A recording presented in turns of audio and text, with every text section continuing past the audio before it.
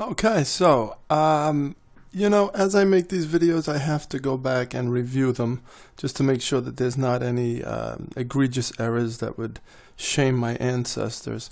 And so, as I'm going through that, I notice little things. Obviously, you've noticed, if you watch the other videos, that, at times if I spotted an error, I'd come in and I'd fix it. But generally speaking, I only did that if it was something that I thought might confuse the issue at hand. There was a lot of little things here and there that I just left alone. I didn't want to keep popping up words on the screen to kind of break our train of thought, and I thought that the meaning of what was being discussed was clear enough. But there were some things that caused me to go back into the files, particularly the card allotment, and change. So I wanted to review those changes with you because the whole point in this series is taking a look at the actual process of game design, at least one man's process. And so this is part of it, a constant evolution of and revising of what we've already created. Board game design is it's an act of authorship, and so it's an art. And like any art, if you've spent time drawing or painting pictures or making music or performing, you know that it's never really done. There comes a point where you stamp it and send it off. There comes a point where you make your final physical copy of the game, and there the game stands. But there's always something that you can go back and change, something you can go back and remove. So this process is going to be an ongoing one, and at some point we'll feel satisfied enough. But it's probably never going to feel like, you know what, that's done and I'd never change a thing about it. So let's take a look at some of the changes that jumped out at me. So I do have an old copy of the file and a new copy of the file so we can compare. So when you see the red type, it's going to be the file that we were looking at in the videos, and then I'll jump to the new one and show you where changes were made. So if you remember when we were talking about Hill Spot, we were questioning whether or not we should add locations to this part of the ability. You may reveal the top two cards of your opponent's faction deck, then place them at the top or bottom of the deck. Locations and captains revealed this way must be placed on top. Okay, so I added it here in the old file, previous to changing everything to red and deciding to make a new file. But yeah, we decided to add the locations here because locations are just too important to leave to chance. All right, so we don't want a location to be put at the bottom of the deck. It's a big part of the game, and to delay it or probably just remove it from the game, because you probably will never get to the bottom of the deck, and if you did, the game would be wrapping up probably at that point, and so this location wouldn't have much effect on the overall game. So we did add locations in there. Okay, let's jump down to the skitter skim here and take a look at what we have. Destroy one equipment card in the active field to gain +2 combat. That's what it originally said. Let's take a look here now.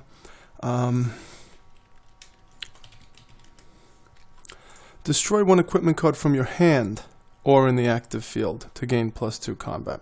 So we added in from your hand to make this a little bit more useful, because there may not be equipment cards out in the active field, in which case the ability would just fall flat. Now you're always going to get this 2 combat, so that's fine.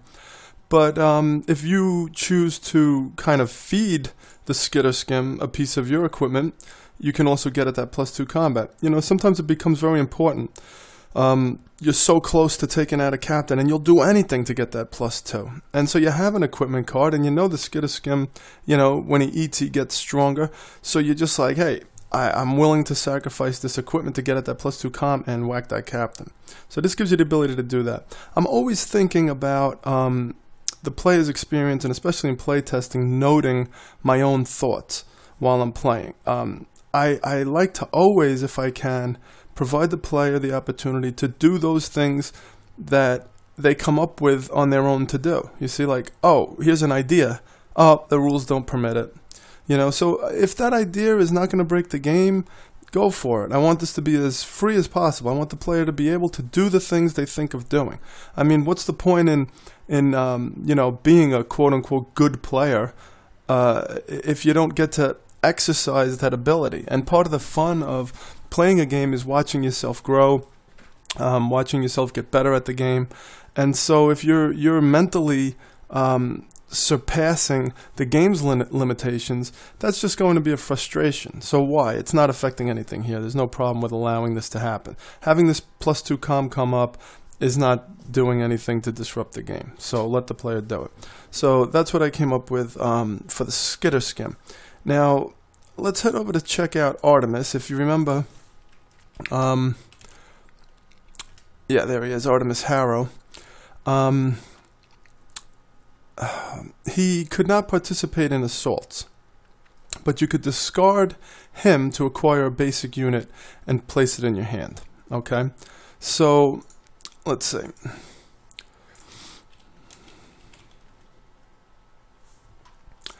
Assault. This card cannot be played during assaults. You may discard this card to place the top card of your basic units pile into your hand. Alright, so you can see the difference in the wording there. Cannot participate in assaults. Well, I mean, this is a level of participation. What do we mean by this? Unless this word is going to be defined in game rule terms, what does the word participation mean in this context?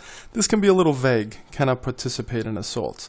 Alright, but when we look at it here, this card cannot be played during assaults. Well, there you go. You have it in your hand. You can't put it down and play it. We know what that means. And now you may discard this card to place the top card of your basic units pile into your hand. You may discard this unit to acquire a basic unit and place it in your hand. Okay, so now this acquire would now have to be defined specifically. Now, there's something I want to talk about the word acquire and why I don't really want to use it here. I decided that the cost of the card should be specifically denoted as an acquisition cost, because the defense is a cost. The defense is the cost of basically purchasing that card for the players of the opposing faction. So as you've seen throughout the videos, if you purchase a card belonging to the opposing faction, you're going to pay its defense cost. Now we're calling it defense because it thematically represents how difficult it is for that unit to be overcome and captured, for that piece of equipment to be destroyed, for that tactic to be, circumvented, let's say. And so defense is its ability to resist, your action. But it is a cost. So to have cost and then defense, which is a cost as well, just didn't seem to sit right with me. So I said, let's make this an acquisition cost, because with the defense, you're not acquiring the card. You're not getting the card. You're not getting to put it into your deck. You're doing other stuff with it. You're destroying it or capturing it. But this is an acquisition. Okay, you're getting the card. So we didn't want to use acquire in the terminology. So we changed it to place the top card of your basic units pile into your hand. And that's much more clear because you have the basic units pile. There's no confusion about taking the top card off of that and putting it into your hand. You can't screw this up. Okay, so just, again, very minor points, but things that have to be considered. I'm always on guard about, we spoke about edge cases and things like that. I'm just on guard against someone having a strange interpretation of the wording. Because sometimes, you'll have that in a game where you look at a card and you're just stuck on the wording where you're like, I could see this a number of different ways. Especially if you're the kind of person who, is adept at kind of viewing things from different perspectives and whatnot. There's a lot of different ways to read something. You'd be surprised. I don't know if you ever saw the video that Mike Selinker did about writing rule books, but he offers some of his experience in terms of a rule that he wrote where, you may do X, Y, and Z in order to do A, B, and C, right? And that people interpreted that in order to mean that X, Y, and Z must be done in that order. So you can do X, Y, Z in order to do A, B, and C. So you could do X, Y, and Z in this particular order in order to have this other effect happen, right? And so in order to is just a term that we use, but you don't realize somebody's going to maybe read that a different way, you know? So here I think that we get around some of those problems by being a little bit more clear. All right, so now let's take a look at the bandits. Okay, so again, the wording on this. Attack, sabotage. Choose an opponent to reveal their hand. Choose one equipment card to be discarded. Okay, so now let's take a look at what we changed it to. Choose an opponent to reveal their hand. They discard one equipment of your choice. And here's the problem, is that, you know, when I was looking at this, I said, all right, choose an opponent to reveal their hand. That happens. Choose one equipment card to be destroyed. Okay, I'll choose an equipment card from the active field. I'll choose an equipment card from my hand. I'll choose an equipment card from my discard pile. Now, most people aren't going to interpret it that way, but it is possible. It doesn't say where you're going to choose that equipment card from. All right, so these could be looked at as two different things. Choose an opponent to reveal their hand, and then choose an equipment on a completely unrelated note. You know what I'm saying?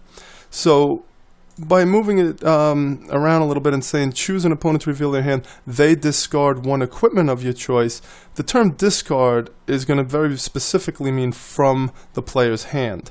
That'll be noted in the rule book. So they discard one equipment of your choice.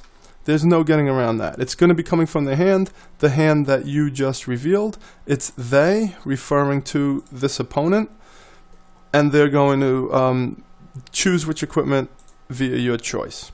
Okay, so I think that that's pretty clear. Okay, so now let's take a look at the Defiant Civilian. You remember the Defiant Civilian in all their defiance? Destroy this card from your hand to prevent the capture of one unit in the active field. Okay, let's take a look. When an opponent would capture a unit, you may destroy this card from your hand to prevent that capture. Alright, now I think I did this to kind of match another card that we had that did something similar. Again, trying to keep terminology the same as we spoke about in the initial setup video. By keeping terminology the same, it kind of, you know, carves a mental path for people. So they don't have to kind of read everything again for the first time, so to speak. When they see a certain combination of words, a certain flow to a sentence, they kind of know where it's going. That helps kind of ease people into, you know, playing the game. You know, you have so many cards with so many different abilities.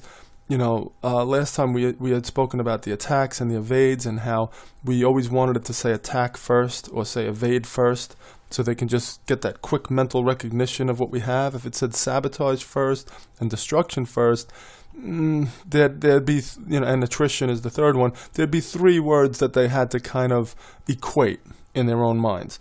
If it's always attack, then boom, they can just kind of visually see it. Kind of like if you look down at an analog watch, you know, you just visually take it in. You don't really have to read it, you know, and that's kind of what we want to keep in mind with all of this stuff. But here, when an opponent would capture a unit, so that's providing the context. When this happens, now you can do this. Okay, let's see here. See, this makes it seem like it's something proactive that you're doing. Destroy this card from your hand. Oh, I can destroy this card from my hand? Oh, to prevent the capture. Well, that's not now. I have to wait for someone to capture. The other way it says when someone's trying to capture. Okay, I don't have to read the rest of it right now because no one's trying to capture. Whereas this, destroy this card from your hand, I'm going to have to keep reading because I may be able to do something right now by destroying this card from my hand. You see, just how that subtle difference in how we word the sentence changes the effect that it has on the play experience. Okay, so now we had something going on last time with the Augurer of Omens and the Blood Reader. Now, I think I had an oversight in that video because this has revealed the top card of the opponent's faction deck. And the Blood Reader said reveal the top card of any player's deck. Okay, so we have the faction deck with one ability and the player's deck with another. Two very different things. I kind of missed that when I was making the video discussing the Blood Reader. So with the one, it's going to be the faction deck, which is a much different thing because it's not directly getting at an opponent. All right, which plays in well to what we're doing because the men faction, the Canton Fields Brigade, is not going to be as aggressive player to player as the Blood Reader from the Blood Orc faction. Okay, so now this guy's going to have that same ability of being able to purchase a card that's not in play right now, but he's going to be able to do it directly to another player. Now, here I have any player's deck. Okay, let's go out here to the Blood Reader. You may reveal the top card of an opponent's deck. I thought about this. Any player would mean that you can reveal the top card of your partner's deck in a team game, and you would be able to purchase that card away from your partner. I thought sometimes, especially with cards like Cutthroat and Backstab, Backstabber, it might be okay for the Blood Orcs to maybe kind of give a little problem to their teammates. That would be very thematic, because they are kind of an unwieldy bunch, especially as it relates to the Concord and the Xanthan Orcs. The Concord being kind of an even-headed race of orcs, and the Xanthan Orcs being a very structured, organized, stuffy kind of culture. The Blood Orcs are barbarians, basically. So it would be very thematic, but I don't know if I like that interplay. We're playing a team game, and so why are we throwing in things that's going to let me kind of maybe do something that's going to rub you the wrong way if you're my teammate? For the sake of theme, there's only so far we want to take that. Ultimately, this is not a movie or an actual war that's happening. This is a game that real human beings are sitting down to play. And the primary thing, the number one thing in all of this, above theme, above mechanisms, above everything, is the player experience. Is the player going to enjoy their experience? Or they come away from it with, all good feelings? Even tension, even stress, even trying to overcome obstacles could leave you, feeling exhilarated afterwards, feeling like you accomplished something. Even if you didn't win, you might feel like, I'm engaged. That mental engagement was an enjoyable experience, even if it was a difficult problem or a difficult task. I'm watching Mars on Nat Geo, and all the problems that are associated with trying to get people into space and whatnot. Why are these engineers doing that? Because it's a party? No, they're doing it because it's a challenge. So challenge is part of the enjoyment. That's fine, but kind of getting at your opponent if he doesn't really want you to, and then what are we going to do? Put here, ask nicely if you can. Look at your opponent. You look at your, the player's deck or whatever. So I figure let's just leave it out. We'll leave it at you may reveal the top card of an opponent's deck, and that just, gets around all the problems. Nobody's going to say, hey, why didn't you do it the other way? This is just going to go down real easy. Okay, so, and then of course you can purchase it or return it to the top of the deck. Okay, so we did realize now that those two are two different cards, and looked a little bit at the wording on those. Okay, so next we want to look at the Zealous Recruit. So let's go get him. Zealous Recruit. The Zealous Squire, I'm sorry. I toyed with the idea of calling it a recruit. I liked calling it a recruit, but I just thought the idea of a Zealous Squire just kind of put a little smirk on my face. It was just kind of funny. So we'll see where that lands in the end. So it's like, put me in, coach, When you recruit this unit, you may place it into your hand instead of your discard pile. Okay. And just so you know how I'm doing this, I have notes about what cards I changed and what cards I want to look at for this, but they're not extensive notes, so I'm not always sure exactly what I did. When you recruit this unit, you may place it into your hand instead of your discard pile. Okay. When you recruit this unit, you may place it into your hand instead of your discard pile. Okay, so I think it was just this idea of recruit. Not this recruit, this recruit. Using the word recruit, that needs to be defined somewhere, because it is a purchase, but it's a purchase that allows you to bring a unit into your deck or your hand or wherever it's going to go. So it's something that would specifically relate to units, because you don't really recruit a piece of equipment. You don't really recruit a tactic. I mean, if you want to stretch a little bit, you could say that you do in a sense, but not exactly. Typically when we think of recruit, we're dealing with a person. So I don't know if I want to keep this terminology. Now I could just say when you purchase this unit. But then purchase is a term that's going to be used across the board, and I kind of liked having recruit when you're talking about your own units, and having capture when talking about opponents' units. And then purchase we would leave for equipment and tactics and things like that, whether it's yours or theirs. The difference only being where the card's going to go when you do it. You purchase your own equipment, it comes into your deck. You purchase an opponent's equipment, it gets destroyed. I can't use the word destroy because destroy is a specific action. And this is a purchase. It's not just destroying. Destroying does not have a cost. It's something that just happens via an ability. So we can't just say, to destroy, an opponent's piece of equipment. That would be different than purchasing it and it going to the destroyed pile. Those are two different things. We also have other abilities that may say when you destroy a card, do this and that. And that would not be a destruction. That would be a purchase. So, I don't know. I like to keep terminology standard across the board. So maybe we need to just stick with purchase here, but I thought I'd put it out there and kind of see what you thought about that. Can we use recruit and capture to kind of add a little bit more flavor, and also have those words be little reminders that we're talking about units?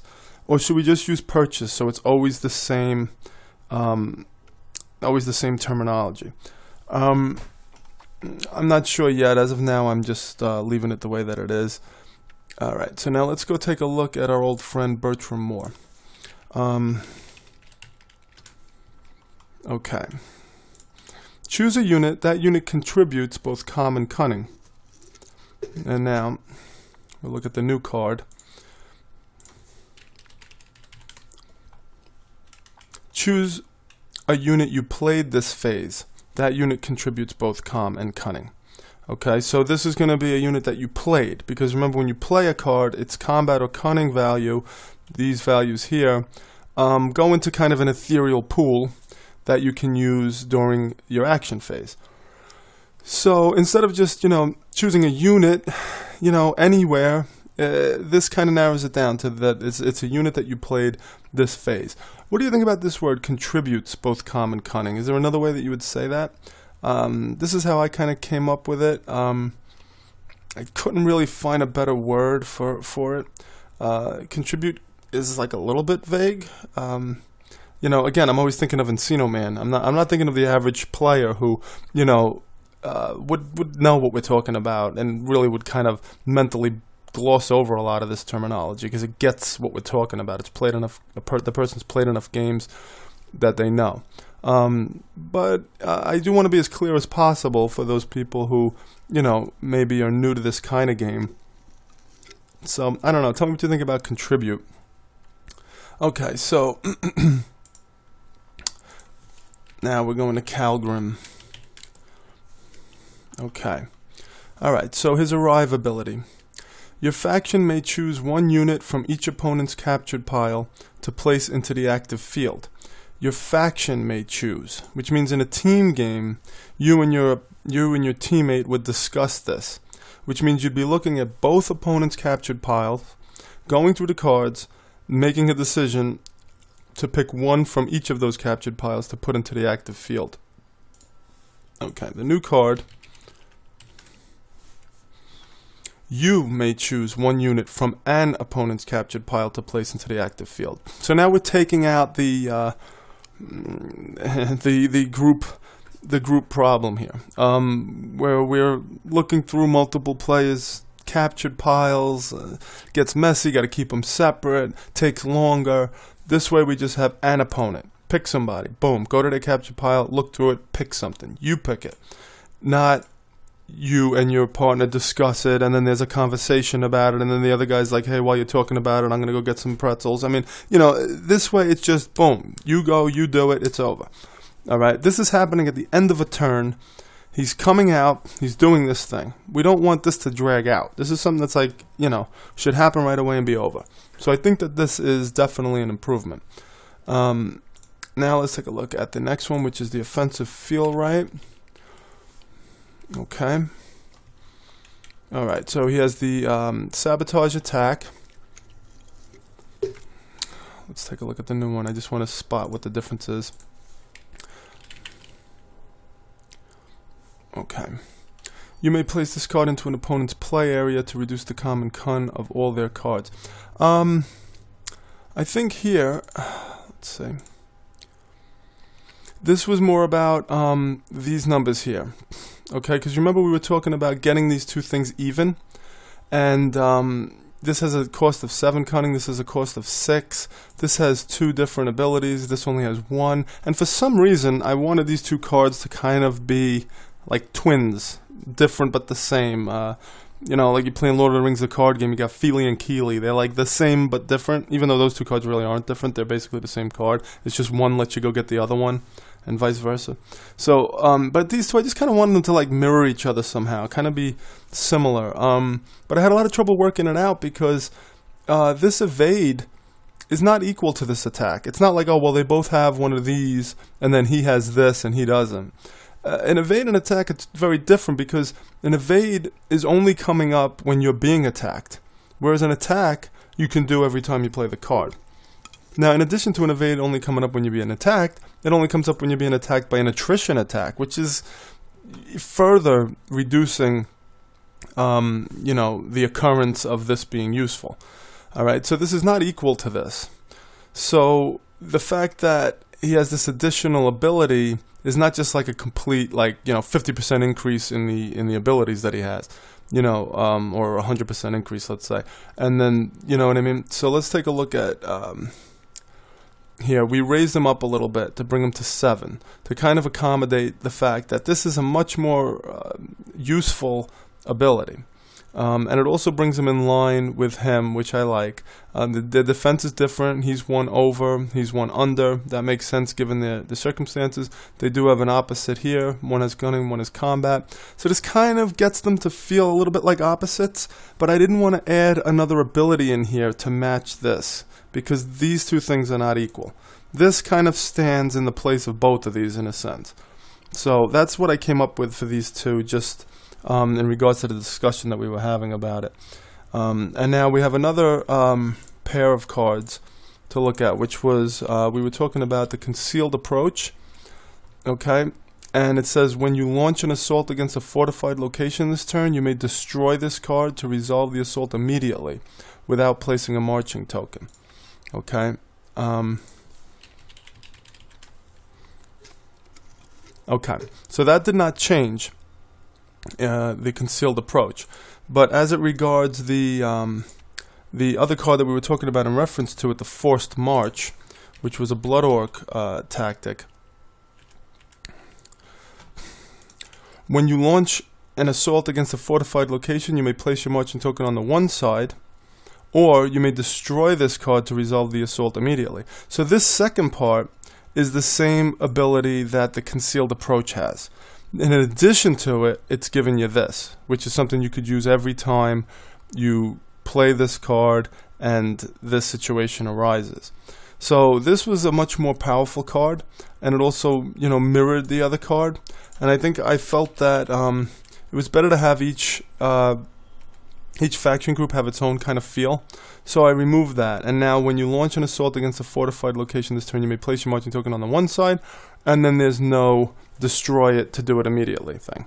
Okay, so a forced march is still a march. You see what I'm saying? It's not the same thing as concealed approach. Concealed approaches, you did not see them at all. And now, boom, here they are. This is a forced march. They're coming quicker, but they're still coming. You still see them. You still hear them hooting and hollering on the way down. You know what I mean? And so it also balances it out a little bit, where this card isn't too powerful. So I think that makes sense on both counts, mechanically speaking and thematically. Okay, so now we had this Charm of Kinship. You may play one unit you captured as phase. At the end of your action phase, place that unit in your captured pile. Okay. what did we have before? Okay, this is the same. You may play one unit you captured this phase. At the end of your action phase, place it in your captured pile. Okay, so we see the difference here is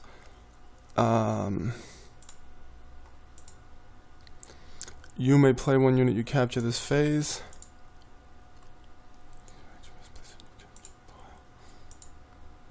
Okay, place that unit in your captured pile. Alright, that's not really a big deal. I don't know why I made a note of this, but just I guess in terms of being more clear, at the end of your action phase, place that unit in your captured pile, the unit that you captured, right? Whereas here, place it in your captured pile.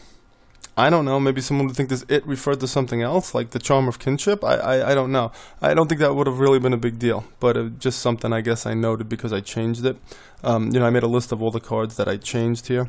Okay, and now, shot in the dark. Reveal the top card of an opponent's deck. If it's a unit, destroy it. Otherwise, place it in its owner's hand. Reveal the top card of an opponent's deck. When you play this card, you do this. You say... And now here, we change that to you may reveal, because it has this cost associated with it. If it's not a unit, you're going to place it in the owner's hand.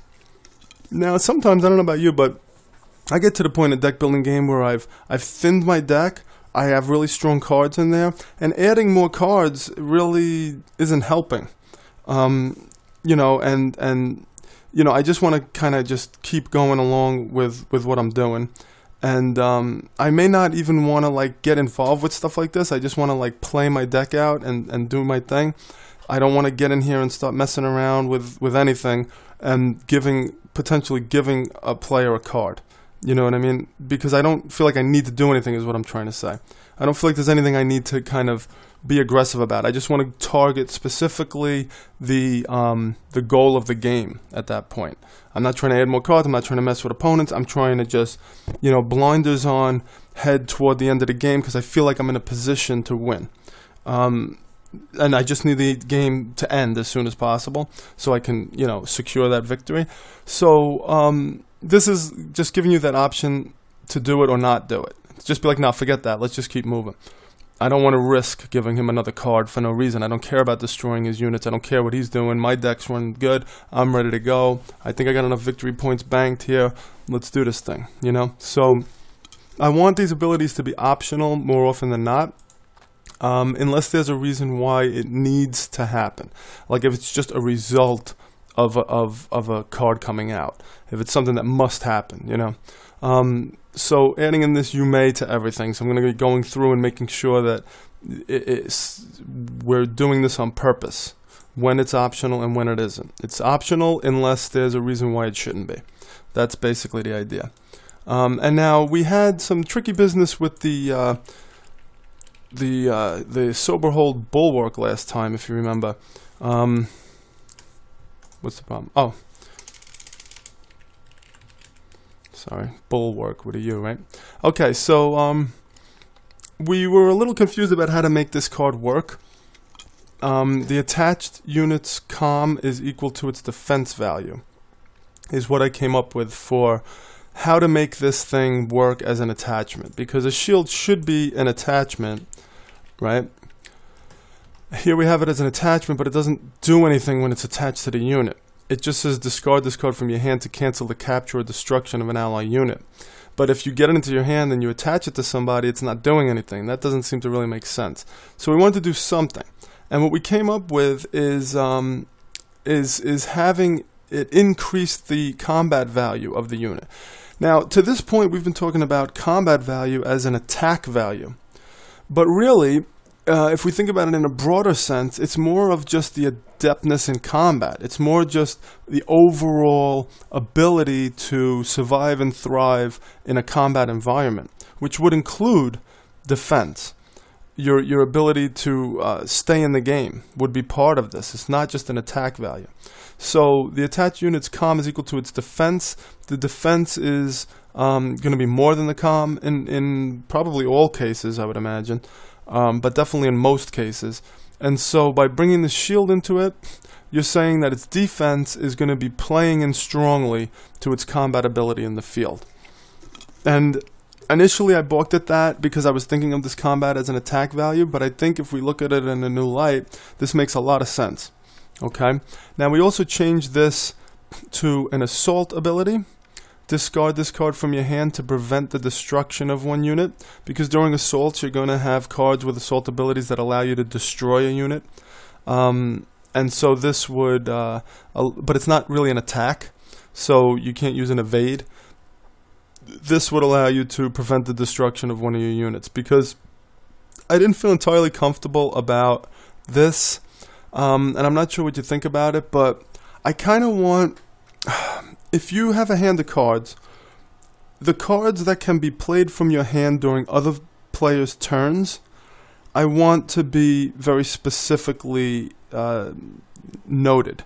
You see, so in other words, evade cards can be played during other players' turns. They're attacking you. You look at your hand. If you have any evade cards, you can do something about it. If you don't have any evade cards, you don't have to go reading through everything to see what you can do. Evade means I can do something on your turn. If I don't have evade, these are all cards I can only use on my turn, so there's nothing to even look at here. You understand what I'm saying? This is a card that you'd have to read and be familiar with, and there's nothing like visually signaling that this would be useful when it's not your turn. All right, so I'm not sure about that, because there are some abilities I want to use that would, allow you to avoid the capture of your units. But I think I'm going to have to make the abilities that do capture units specifically be attacks, and then have evades that can get around that, because I want there to be that visual cue of seeing the word evade in your hand. And so that's why I changed it to just making it an assault ability that does something a little bit different, but in the same thematic vein. Okay, so this is all just part of, the mental process of, you're not just trying to work with rules and mechanisms. You're not just trying to work with reflecting the theme accurately, but you're trying to work with that player experience. That's always got to be paramount. And that when there's those cards are in your hand, how are you going to sort that out mentally? And keeping that simplified so that the player doesn't say, when their turn comes up, they look at their cards finally, because that's what you typically do, look at your cards on your turn, and then say, oh, I could have done this, but I didn't realize I had this card in my hand. So either putting an icon on it, or putting some kind of visual cue that lets you know this is something that I can play at another time. Okay? Alright, so now let's look at the ritual. And I want there to be more rituals for the Concord Orcs. This is just the first one that I came up with, the Ritual of Sanctity, which says destroy one beast in your hand, play area, or the active field to gain calm or cunning equal to its acquisition, because now we changed cost to acquisition.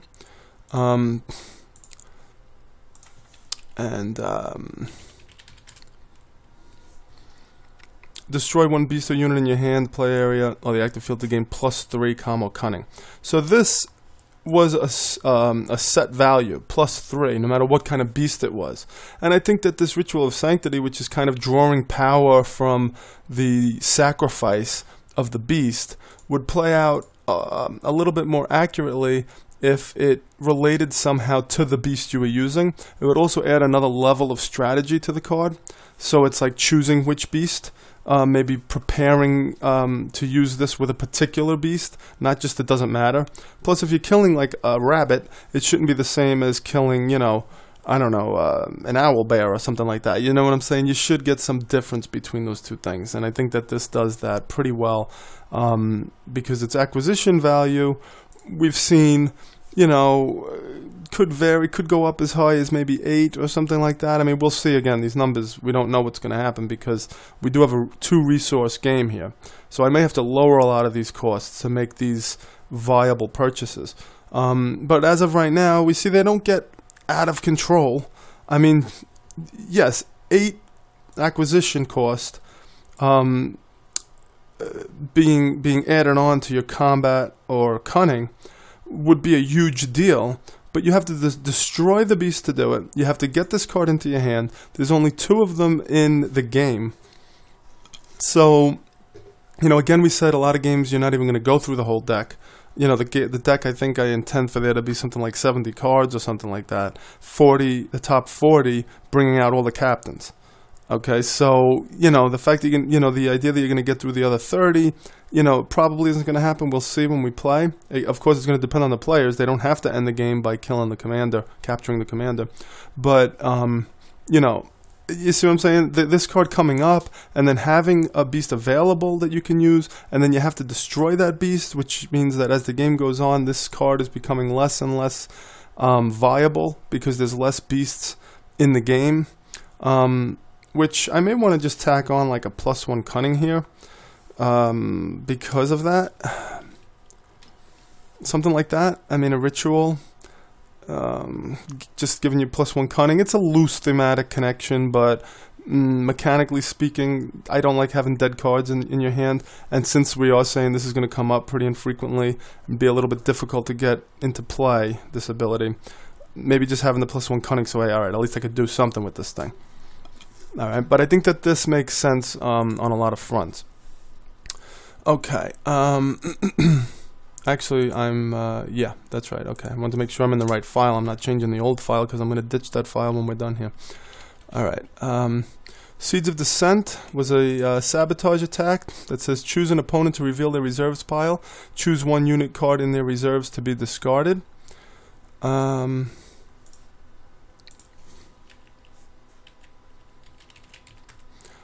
It used to say destroy one. I'm sorry.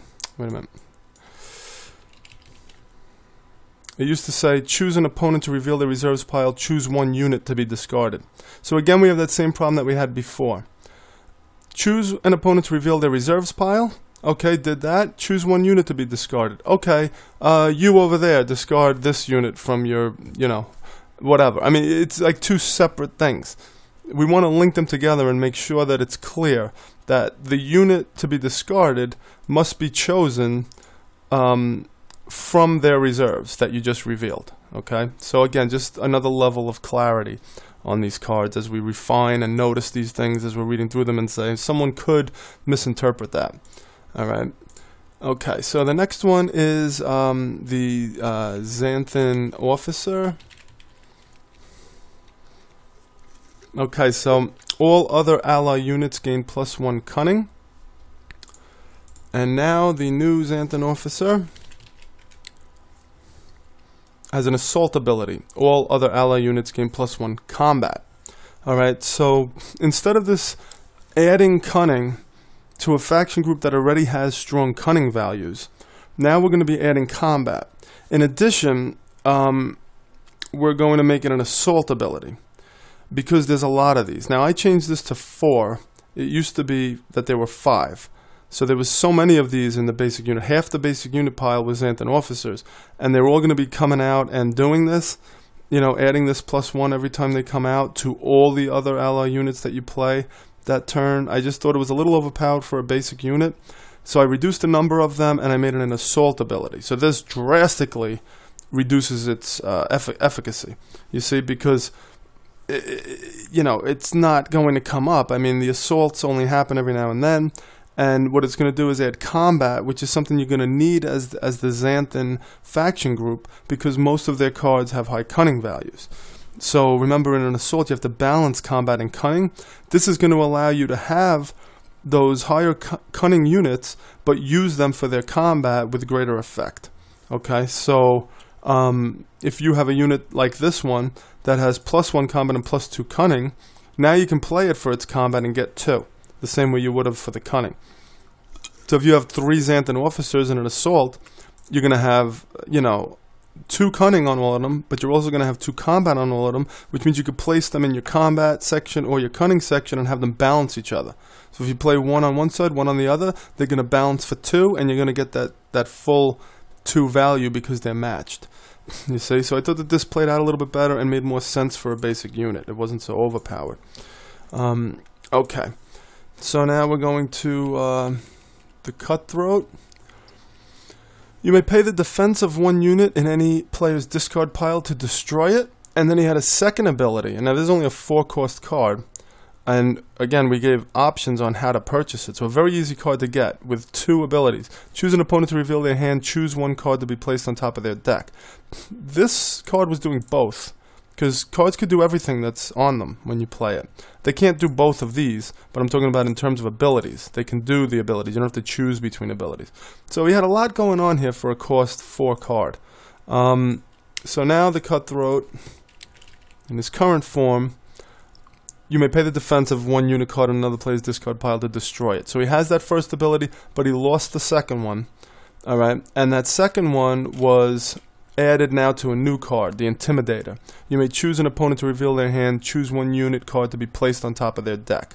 This makes a lot more sense thematically for an Intimidator. You're going to look at the hand, and you're going to send someone scurrying back home. Okay? He's going to go back to the top of the deck. He's like, you know, he lost his courage there because of the Intimidator. So, much stronger thematically. Makes much more sense for this card to just have 1 ability. And I think that this solves the problem, and in addition, gives us another cool card to work with. And we made this card stronger as well. So it's got +3 combat, +2 cunning. So +1 to each of these over the Cutthroat, and also its cost is significantly increased, and still able to kind of play into that Blood Orc idea of really directly antagonizing and disrupting, you know, your opponent. Okay, so next we wanted to talk about our old friend, the Ragehound Whirlblade. Okay, so choose a unit in your opponent's row, destroy that unit and any units adjacent to it. You remember when we were looking at this, we said this is tricky because it could come out and be a dud, because if there's no adjacent units, then this thing's going to come out and do nothing, and they very well may not be. I mean, there are a lot of units in the decks, but they still may not come out adjacent. You know, it just, the timing of it may not be right, and this is only happening once in the game when he arrives, so it's like really hit or miss. Okay, so now what we did, destroy any unit in your opponent's row that is adjacent to another unit. Wait a minute, no. Yeah, okay, so I just screwed up right now thinking about this with the red text and the black text. This is the new one. Choose a unit in your opponent's row, destroy that unit and any units adjacent to it. So you see what we did? Now it's not just units that are adjacent. You are destroying a unit. You're also destroying units adjacent to it. So this can have now a variable effect, okay? It's going to kill something, and then it's also going to have that adjacent thing, because we wanted his theme to kind of be attacking multiple units, okay?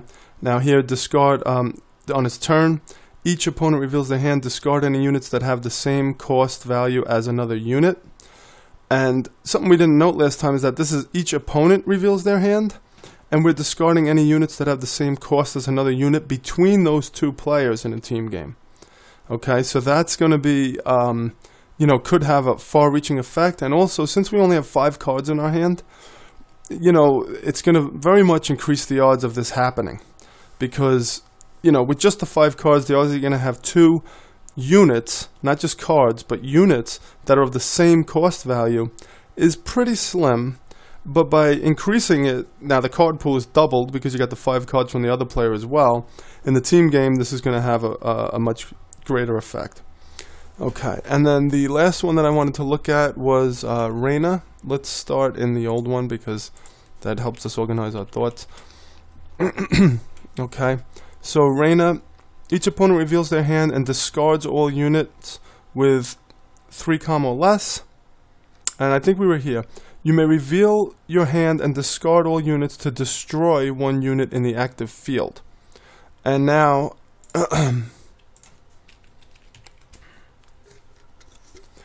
you may reveal your hand and discard all units to capture 1 unit in the active field, okay? Capture, because it's more beneficial to us to capture a card than destroy it. Particularly in the active field, because in the active field, all we want to do is get that card away from the opponent, make it not available for them to purchase. So if we're making it not available, we can destroy it or capture it, but by capturing it, we get its victory points at the end of the game. Now, she's a mercenary. That's her deal. So, you know, we can hire her to do what we need her to do. Why wouldn't we have her capture? She's not a raging maniac, and we can't stop her from killing people. You see what I'm saying? This guy, you know, he's hard to deal with. He's going to go out there and just slaughter everybody. But she's a little bit more thoughtful, a little bit more intelligent. As a mercenary, she can be guided a little bit better. And so why wouldn't we choose to have her capture a unit that we can get information from, a unit that we can enslave to work the mines, you know? I mean, capturing would be better than killing in this case, because we're still removing it from the active field, taking it out of the battle, taking it out of our opponent's hand. Not their hand literally, but taking it out of, you know, the pool of cards available to them. Okay, so that's the changes that we made. Let's see where we are. Okay, yeah, we're at 50 minutes here, so we're going to end it here. I just wanted to kind of show you how us just working through those videos have resulted in a lot of changes just at first glance. This is before playtesting. This is before we even get these things to the table. And we already have changes that have been made that really improve the game. Okay, so as we look at the process of game design, this is a big part of it. Okay, a lot can be done just by reviewing your work, thinking things over a little bit more clearly. You know, when I'm here talking, I'm talking very quickly. I'm working through all of this. I'm not having time to really sit and kind of meditate on these things and kind of let my thoughts kind of coagulate and figure out what I want to do. But going back and reviewing it, I was able to do that and make these changes. Okay, so we'll see where we wind up next time. We still have some more things to talk about with this game before we move forward. So thanks for checking in. I'll see you soon.